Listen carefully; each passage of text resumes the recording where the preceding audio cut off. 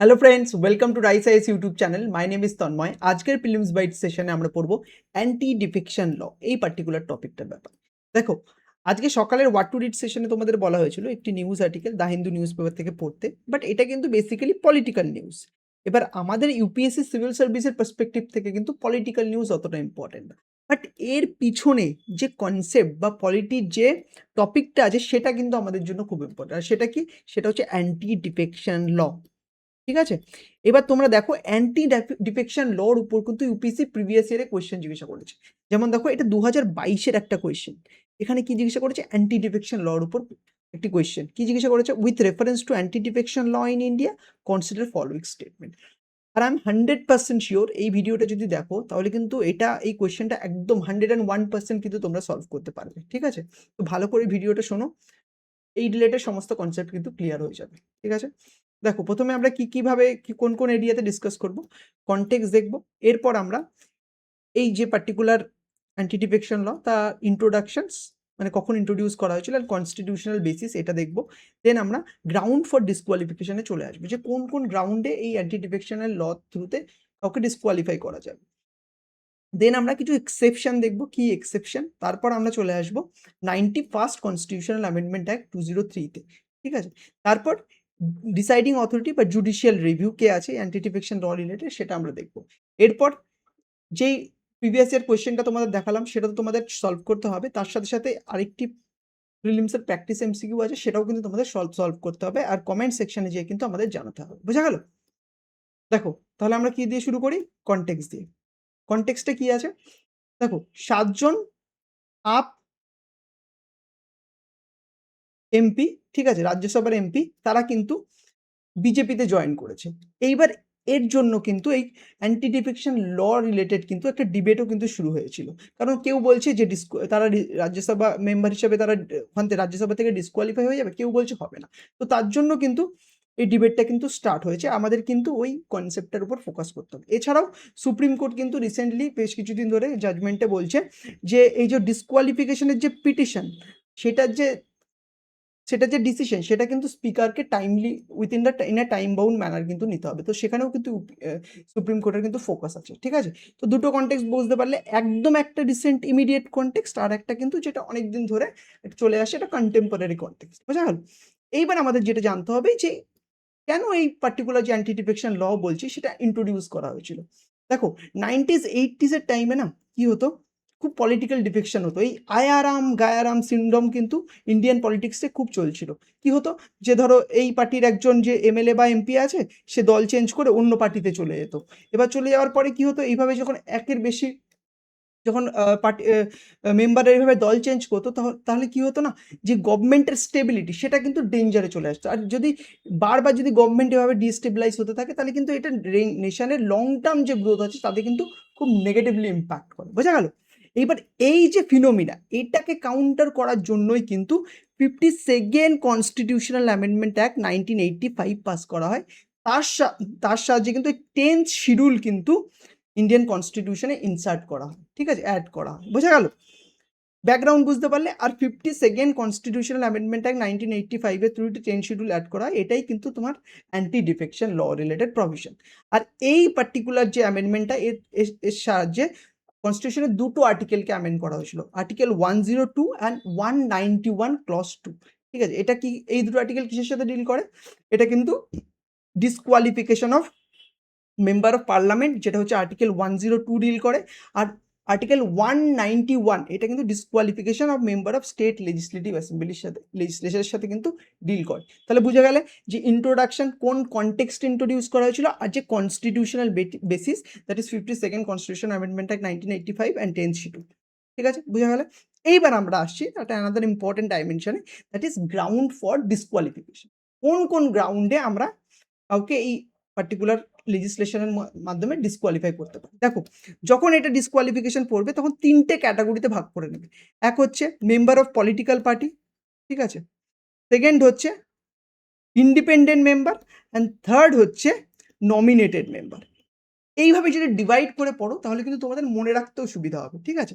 Member of political পার্টির ক্ষেত্রে কি, তারা যদি ভলেন্টিয়ারি, মানে অবভিয়াসলি তারা যে লেজিসলেটিভ অ্যাসেম্বলি বা পার্লামেন্টে কিন্তু অবভিয়াসলি তারা ইলেক্টেড থাকতে হবে, তাদের ক্ষেত্রেই প্রযোজ্য। তারা কি বলছে দেখো, ভলেন্টিয়ারি তারা যদি নিজেদের যে পার্টি মেম্বারশিপ আছে সেটা যদি ছেড়ে দেয়, ঠিক আছে, সেক্ষেত্রে কিন্তু অ্যান্টি ডিফেকশন ল প্রযোজ্য হতে পারে। আর এই পার্টিকুলার ক্ষেত্রে কিন্তু resignation is not mandatory. Resignation শুধু যে একদম ফর্মালি রেজিগনেশন দিয়ে দিল তাহলেই যে লাগবে সেটা কিন্তু না। Even simply conduct can also imply given up membership, ঠিক আছে। কন্ডাক্টের সাহায্যেও কিন্তু এটা এইভাবে যদি কোনো ধরো এমন কোনো কার্যকলাপ করছে যার সাহায্যে এটা বোঝা গেছে যে সেই পার্টির মেম্বারশিপটা ছেড়ে দিয়েছে, তাহলেও কিন্তু অ্যান্টি ডিফেকশন ল লাগতে পারে। শুধু যে রেজিগনেশন দিলেই লাগবে একদম কিন্তু না। তাহলে কি বোঝা গেল যে ভলেন্টিয়ারি গিভেন আপ মেম্বারশিপের ক্ষেত্রে কিন্তু এই particular anti defection law provision কিন্তু লাগে। তাছাড়া ধরো ভোটিং এর ব্যাপার কি হলো যে প্রত্যেকে ধরো পার্টি না লোকসভাতে বা রাজ্যসভা বা স্টেট লেজিসলেটিভ অ্যাসেম্বলিতে পার্টি হুইপ জারি করে। এই হুইপের এগেইনস্টে, পলিটিক্যাল পার্টির হুইপের এগেইনস্টে যে যদি তাদের মেম্বাররা ভোট করে বা অ্যাবস্টেইন করে যদি, তাহলে কিন্তু এই অ্যান্টি ডিফেকশন ল লাগতে পারে, ঠিক আছে। এই দুটো জিনিস কিন্তু তোমাদের মনে রাখতে হবে। এইবার আমরা আসছি ইন্ডিপেন্ডেন্ট মেম্বারদের ক্ষেত্রে। তাহলে আমরা প্রথমে কি দেখলাম যে মেম্বার অফ পলিটিক্যাল পার্টিস ক্ষেত্রে। এইবার ইন্ডিপেন্ডেন্ট মেম্বারের ক্ষেত্রে দেখো, যদি কোনো ইন্ডিপেন্ডেন্ট মেম্বার যদি আফটার উইনিং ইলেকশন যদি তারা যদি এনি পলিটিক্যাল পার্টি যদি জয়েন করে, তাহলে কিন্তু তারা এই অ্যান্টি ডিফেকশন লর আন্ডারে ডিসকোয়ালিফাই কিন্তু হতে পারে, ঠিক আছে। ইন্ডিপেন্ডেন্ট মেম্বারের পরে আমাদের যেটা বুঝতে হবে নমিনেটেড মেম্বার। নমিনেটেড মেম্বার কি, আর এই পার্টিকুলার নমিনেটেড মেম্বারের উপরই কিন্তু 2022 ইউপিএসসি কোয়েশ্চেন জিজ্ঞাসা করেছে, ঠিক আছে। নমিনেটেড মেম্বারদের ক্ষেত্রে কি, তারা যদি তাদের যে ধরো নমিনেটেড মেম্বার তারা যদি 6 মান্থের মধ্যে তাদের যে ইলেকশন ডেট আছে, সরি তাদের যে সিট নেওয়ার ডেট আছে তার 6 মান্থের মধ্যে যদি তারা কোনো পলিটিক্যাল পার্টি যদি জয়েন করে, তাহলে সেই ক্ষেত্রে কিন্তু অ্যান্টি ডিফেকশন ল লাগবে না। বাট 6 মান্থের পরে যদি তারা অন্য কোনো পলিটিক্যাল পার্টি জয়েন করে, ঠিক আছে, তাহলে কিন্তু অ্যান্টি ডিফেকশন ল লাগবে। এর জন্যই বলেছে if they join political party after expiry of 6 month from date they take their seat, ঠিক আছে। তো বোঝা গেল এই ফ্যাক্টের উপরই ইউপিএসসি কিন্তু কোয়েশ্চেন জিজ্ঞাসা করেছে।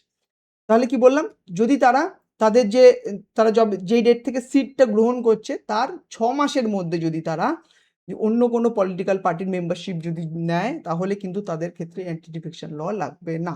বোঝা গেল।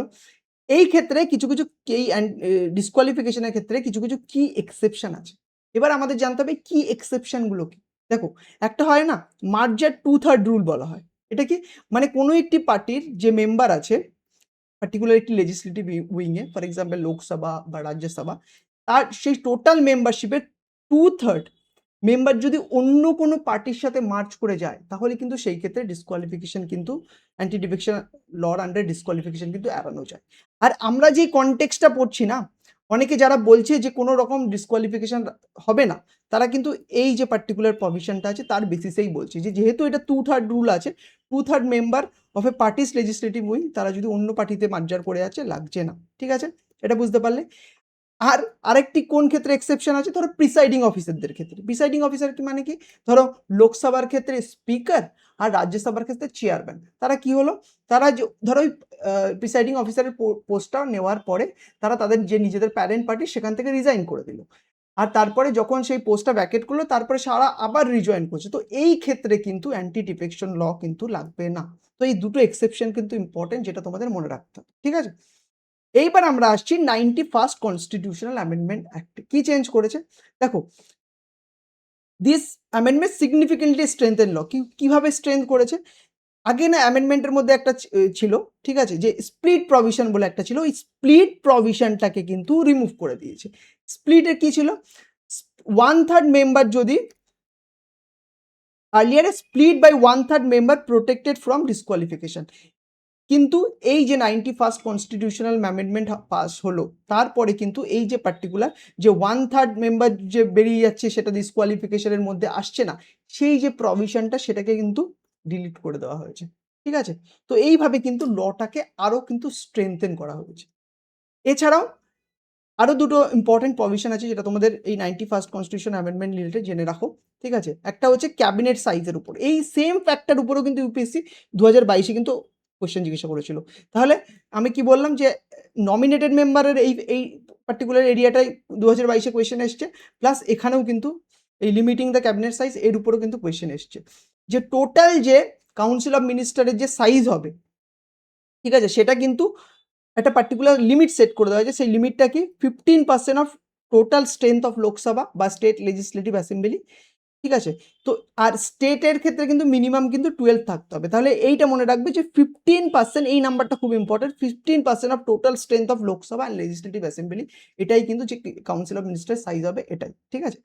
আরেকটি ইম্পর্টেন্ট ব্যাপার যে ডিবারিং ফ্রম অফিস, যে ধরো কোনো মেম্বার এই পার্টিকুলার অ্যান্টি ডিফেকশন প্রভিশনের আন্ডারে ডিসকোয়ালিফাইড হয়ে গেল, ডিসকোয়ালিফাইড ফর ডিফেকশন, ঠিক আছে, তো তাকে কিন্তু মিনিস্টার হিসেবে কিন্তু অ্যাপয়েন্ট করা যাবে না, আর অন্য কোনো রিনিউমারেটিভ পলিটিক্যাল পোস্টও দেওয়া যাবে না। বাট কতদিন পর্যন্ত যাওয়া যাবে না?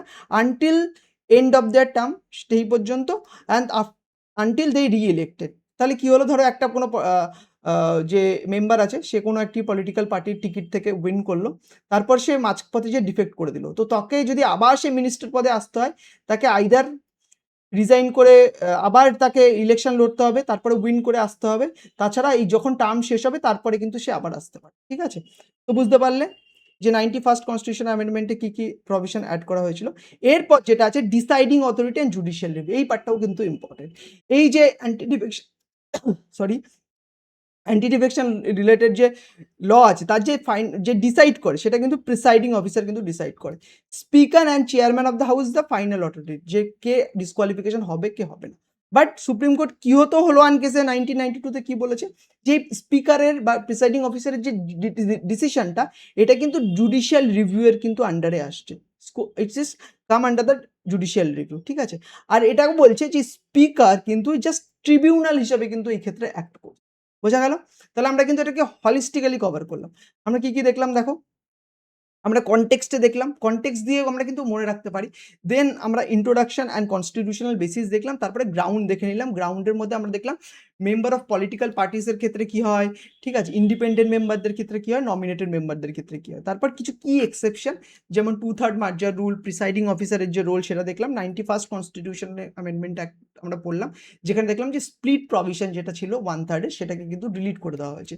আর এর সাথে সাথে যে ক্যাবিনেট সাইজ, সেটাকেও কিন্তু 91st কনস্টিটিউশনাল অ্যামেন্ডমেন্ট দ্বারা কিন্তু একটা লিমিট করে দেওয়া হয়েছে, সেটা হচ্ছে 15% of total strength of Lok Sabha and state legislative assembly.